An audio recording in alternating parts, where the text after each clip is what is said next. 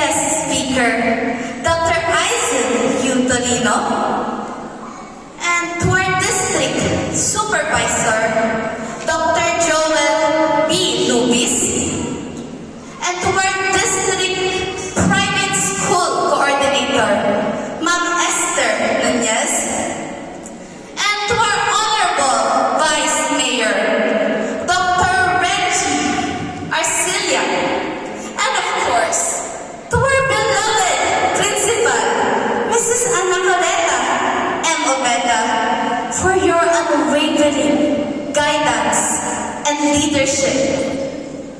To the school Vice President, Sir Tatay Paterno L. Obeda, and to the school President, Engineer Rika Joy M. Obeda, and to our school Director and Directress, Sir Juan Ryan M. Obeda, and Ma'am Lia S. Obeda.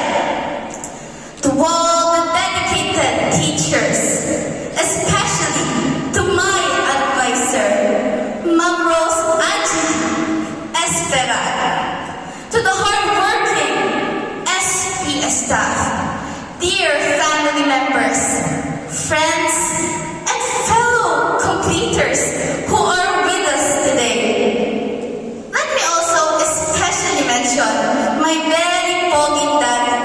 Siya po talaga nagpalagay. Sincerely, from the heart po yun.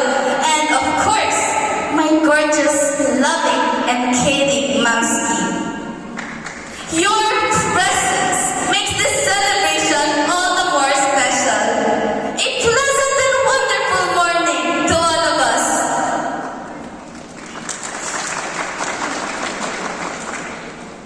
To be honest, at first, I struggled to gather my thoughts on what I should talk about here.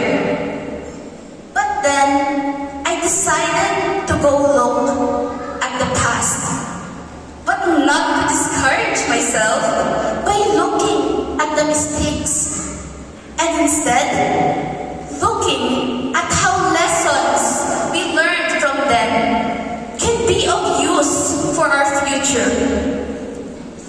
This year has been rather tough for both educators and learners with the rush projects, exams, activities, and overall schedules. If we also take into account the personal problems that trouble us, such as health, decision-making, and lifestyle, evident struggles have continuously been flooding us. A similar story is told by a nursery rhyme that is possibly familiar with the majority of us. It goes a little something like, Itsy Bitsy spider climbed up the water spout, down came the rain and washed the spider out. Yes, that one. Now, in our life, what is that rain? Supposing that the spider climbing up that water spout represents our journey through life, that very rain pertains to the problems we face, those seemingly endless challenges crushing us like boulders or thunderstorms that may even break us or spark self-doubt, motivation, poor time management, increased workload, and countless more. Even so, the next line sings, out came the sun and dried up all the rain. The itsy bitsy spider climbed up the spout again. Well, did the spider break down and cut its limbs in despair? No, it didn't. With the help of its own perseverance to move forward, and also because of the sun. Is there anyone you consider as your life's sunshine? someone to greet you and ask that classic line, "Kumain ka na ba?" Or any person that you can open up to and be your crying shoulder. Maybe it's your parents, grandma, grandpa, teacher, friends, or you, yourself. Since we can also act as the sun for others to hear them out on their troubles. We shouldn't be ashamed to ask others for help. It does not make you incompetent, inferior, nor weak. In truth, it actually makes you look strong and brave for trying to find a way to rise back up to your pride. If you feel like there isn't anyone to consider as such, let's look at this Bible verse in Micah chapter 7 verse 8, stating that, "Rejoice not against me, O mine enemy. When I fall, I shall arise. When I sit in the darkness, the Lord shall be a light unto me." Which means that there's always someone to lean on, since God never leaves our side. And He can be our light, our guidance. So, will you be like that resilient spider, never giving up, even if the future is uncertain? Or even that radiant sun that rays a beam of hope and comfort to others? Or be both, which is definitely better. So now, let's be real. I know that some of you are thinking right now, how is this speech going to change anything? You're absolutely right. It's not me. It's you. You're the one in charge on whether you're just going to stay procrastinating and pondering on your own flaws without taking action. Or if you're going to strive for further improvements and change for the better.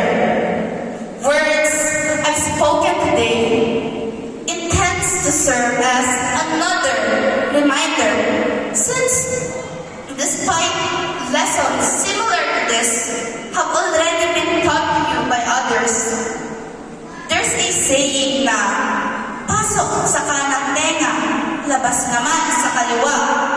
It basically means that, yes, you may be aware of it, you hear it, yet you aren't taking it to heart. As stated by John F. Kennedy, if not us, who? And if not now, when?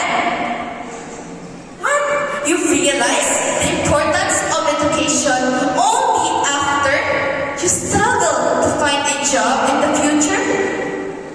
When more regrets come? Or when you've already reached the lowest point in your life?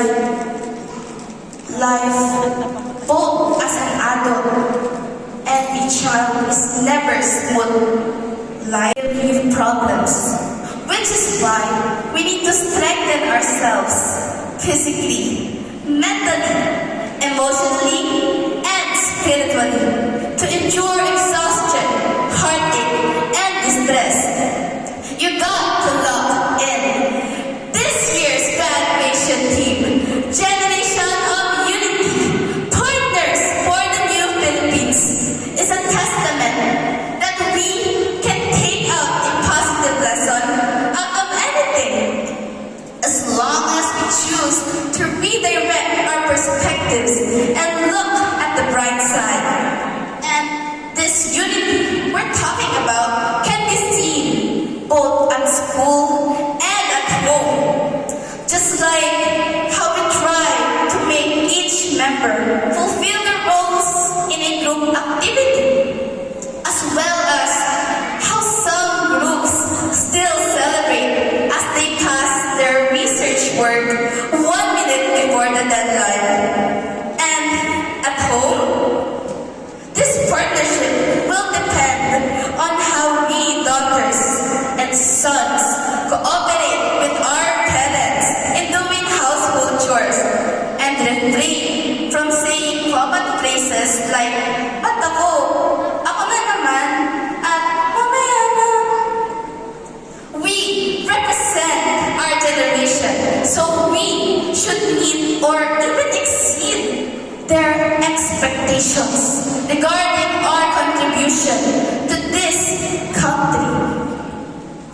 A simple nursery rhyme was able to give a powerful message to not only children, but also teenagers and adults of this world. A message telling us to keep standing right back up no matter what. Even after all those stresses, breakdowns, and messed up sleep schedules, we're still able to overcome it and attend today's graduation.